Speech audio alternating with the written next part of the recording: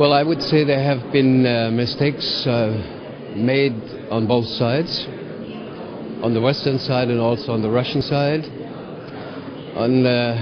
Especially in the United States, there was a strong feeling after the end of the Cold War that the US were the only superpower left in the world, and they would deal with the world problems as they thought it would be best.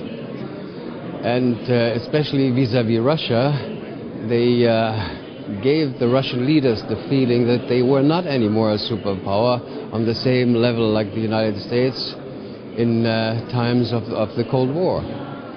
This is something that hurts the feelings of Russians in general, and especially a leader like President Putin. The second mistake on the Western side probably was that a lot of us expected Russia to turn into a perfect democracy within 10 or 15 years, which is very unrealistic.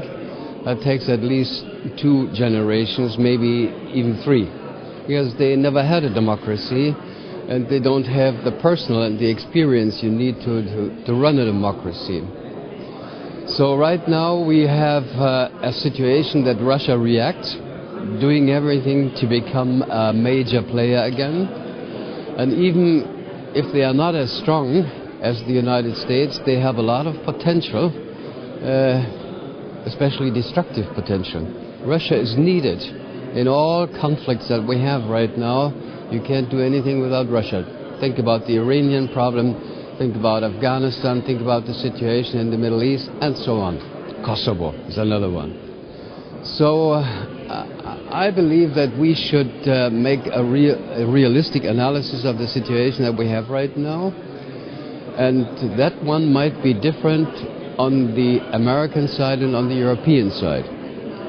For the Europeans, Russia is an immediate neighbor.